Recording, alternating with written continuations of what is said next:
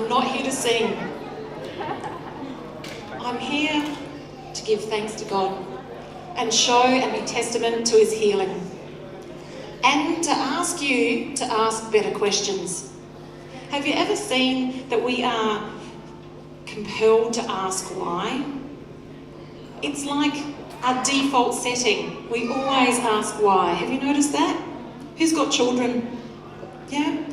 How many times do they ask why? Depending on the age and gender of a child, they'll ask 300 questions a day. That's a question every 2 minutes.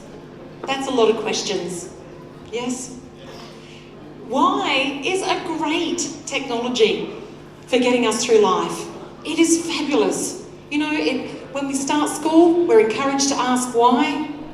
And when we join our career platform, we're encouraged to know our why. And why is a good question until tragedy strikes.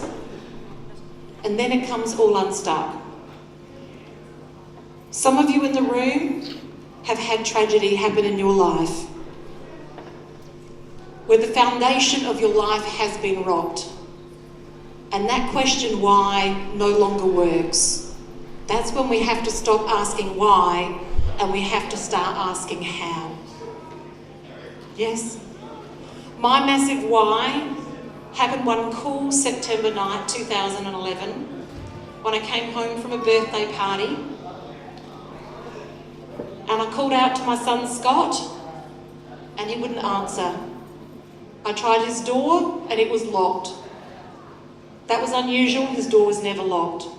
I asked my fiancé Peter to go around the outside of the house and have a look through his bedroom. And that's when we discovered that my baby boy had committed suicide. I kicked the door down and raced inside and tried for 15 long minutes to resuscitate him until the ambulance came, all while praying for a different answer. The ambulance officer came in, his hands filled with equipment. He ushered me out of the room. I stood outside of that room and I did not breathe. I held my breath, my heart throbbing, my body beating. When the ambulance officer came out of the room, he looked at me. I know he said something. I didn't hear what he said. Just one look on his face. I inhaled deeply and fell to the ground, holding myself up by the balustrade, all while still praying for a different outcome.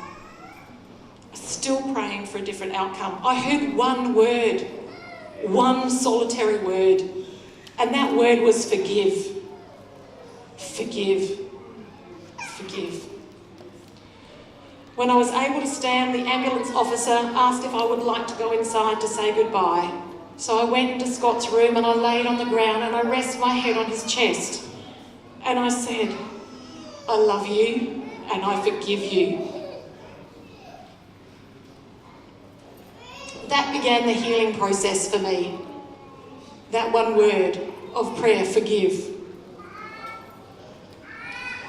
When later on that night, I was sitting there with my legs tucked in underneath my chair, looking at my giant cup of coffee now going cold, I said, I'm not just going to survive this, I'm going to thrive through this. That's what Scott would want. With the healing process already happening by my forgiveness, the next part was making the decision to change my life. Directly after, I found myself consoling friends and family and helping them through the process and asking them to let go of shame and guilt and embrace love and forgiveness and move forward. It made a massive difference. It really did. I stopped asking why and started asking how. How, God, how can I heal? How can I change the lives of other people? How? How can I make meaning of what has happened? How? Shortly after that, while we were getting organised for the funeral and I was writing the eulogy, I started writing lists, the first list of everything that I was grateful for. What are you grateful for in your life? It changes things when you are grateful. The next was a list of everything that I wanted to change. And then there was a giant list of how I wanted my life to look. I had some real decisions to make. I'm here to say that God has healed me.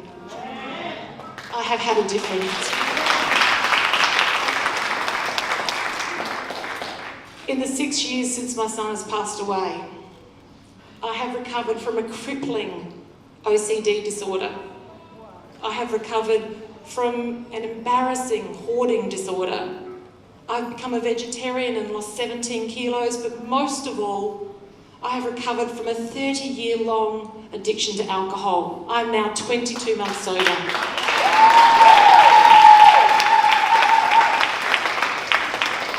I've shared that with prayer, meditation and quiet contemplation, everybody can have healing. Yes, they need to start with forgiveness, and sometimes we need to start with forgiving ourselves. Yes? So I share my story through speaking in public, through workshops and also one-on-one mentoring. Today, I simply want you to ask, should we be asking how instead of why? If you don't like the answer, ask a different question. Thank you.